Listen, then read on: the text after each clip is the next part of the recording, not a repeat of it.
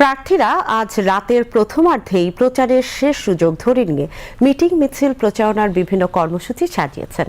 বিভিন্ন দল ও স্বতন্ত্র প্রার্থীরা শেষ মুহূর্তে প্রচারণায় ব্যস্ত সময় পার করছেন। দর্শক, এই মুহূর্তে ঢাকা ১৩ আসনের নির্বাচনী এলাকায় আছেন আমাদের সহকর্মী কাজী শারমিন ইসলাম মেধা। আমরা এখন সরাসরি যুক্ত হব তার সাথে।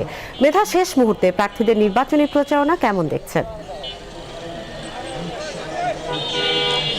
যেমনটা আপনি দেখছেন, আমি এখন একটি প্রচারণার মধ্যেই ছিলাম। ঢাকা সকাল থেকে প্রচারণা ব্যস্ত সময় পার করছেন।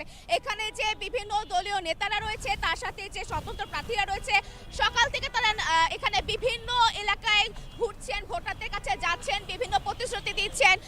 আপনি নিশ্চয়ই জানেন যে আগামীকাল সকাল 7:30টায় শেষ হচ্ছে নির্বাচনী প্রচারণা। এখানে যে কিছু ভোটার রয়েছে, আমি তাদের কাছ থেকে জানতে চাই, নির্বাচনী প্রচারণা কেমন দেখছেন? মূলত যে যার অবস্থান থেকে প্রচারণা চালাচ্ছে, চোখ কখনো নিজেকে দেখতে পায় না, নিজেকে দেখার জন্য আয়নার প্রয়োজন হয়।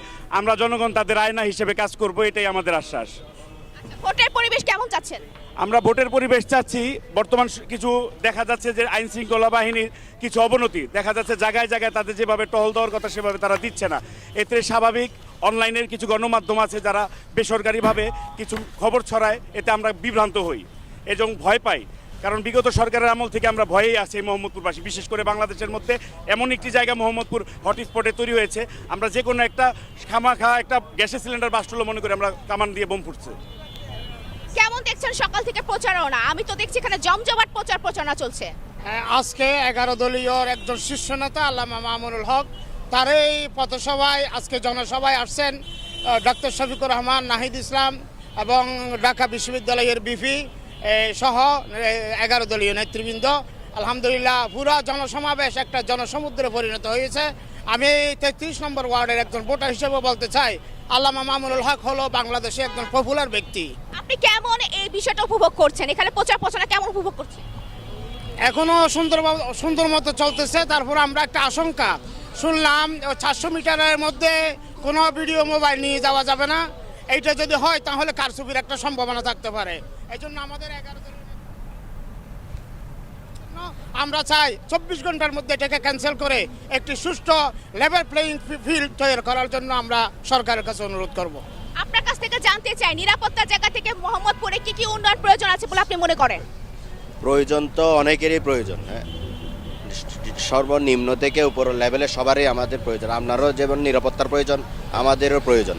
তো আপনার এই মোহাম্মদপুর সূচনা লগ্ন থেকে এই পর্যন্ত মোহাম্মদপুর দেখছেন, 12 তারিখের পর 13 তারিখ থেকে আপনারা নতুন একটা মোহাম্মদপুর দেখবেন, এই আশা ব্যক্ত করি। ধন্যবাদ আপনাকে। যেমনটা আপনি দেখছিলেন, এখানে যে ভোটাররা রয়েছে তারা কিন্তু প্রতিশ্রুতি বাস্তবায়নের জন্য তারা প্রার্থীদের কাছে বলছে এবং তারা চাচ্ছে মোহাম্মদপুরে কিন্তু সন্ত্রাস, চাঁদাবাজি, এরপর হচ্ছে এখানে ডাকাতি, নিরাপত্তার জায়গাটা খুবই ছোট। এ কারণে এখানকার যে ভোটাররা চাচ্ছেন যে এখানে নিরাপত্তার জায়গাটা যেন সুন্দর হয়, যে এই প্রার্থী এখানে নির্বাচিত হোক। আর সকাল থেকে এই এলাকায় জমজমাট প্রচারণা চলছে, ভোটাররা উপভোগ করছেন। এই ছিল আজকের শেষ দিনে, কার্যত শেষ দিনে নির্বাচনের প্রচারণা নিয়ে আমার কাছে সর্বশেষ তথ্য। ধন্যবাদ মেধা আপনাকে। দর্শক, ঢাকা 13 আসনের নির্বাচনী এলাকা থেকে যুক্ত হয়েছিলেন আমাদের সহকর্মী কাজী শারমিন ইসলাম মেধা।